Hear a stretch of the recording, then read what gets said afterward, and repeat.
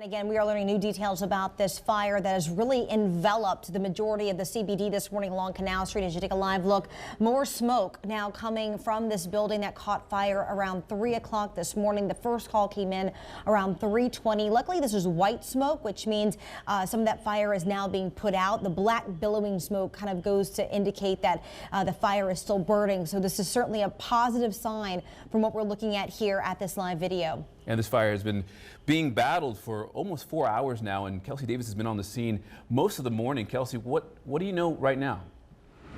Well, Charles, you just heard Chief McConnell give us a lot of updates. He says, they were actually supposed to come talk to us a little bit earlier, but they found another issue. The fire actually spread to the building to the left of the initial building that caught fire around 3:20 this morning. He told us that crews were on the scene very quickly. That fire call came in around 3:23, and 3 minutes later, the first crews were on here.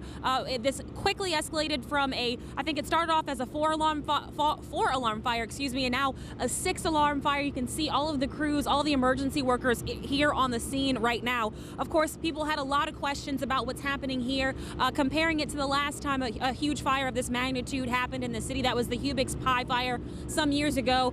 That building did have to come down. It collapsed, and Chief McConnell says there is fear of collapse with this building because this fire has been so intense. He says they're working very hard to keep their crews out of the collapse zone. Of course, the other question is people trying to get to work down here. Well, he says if you have a business in the 1000 block of Canal Street, it's really no point of even trying to get down here anyways. One, you can't get to your building, and two, he says they've turned off power for the time being while they work to get the fire out of the building that started earlier this morning. The other thing they're, again, reminding people to do is avoid this area if you can. If you don't have a business in this area, avoid it. Susan's given you alternate routes to get to businesses on the other parts of Canal Street.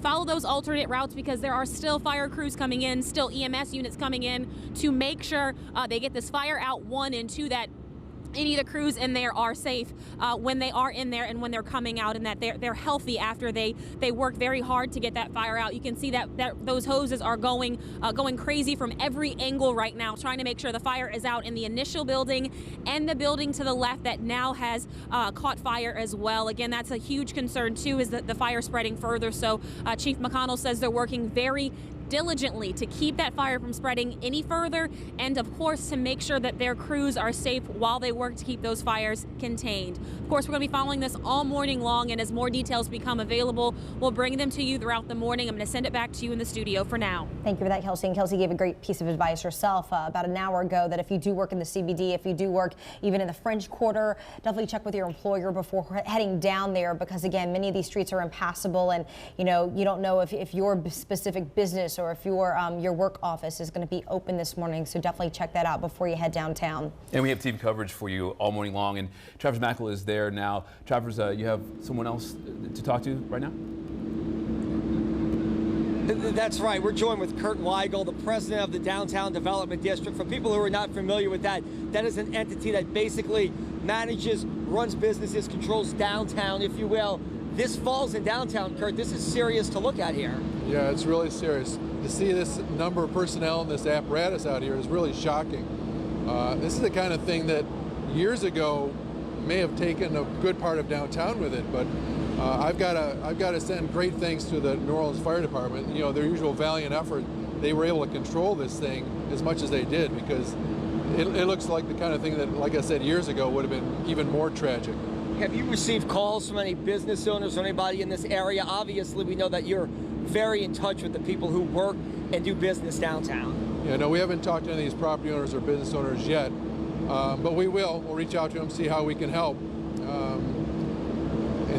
This is a tragic moment for them. I mean, some of these buildings look to be a total loss, at least one of them. So we'll work with them however we can to rebuild and to get this section of Canal Street back up and running. Final question. The chief told us moments ago, you were actually at that press conference.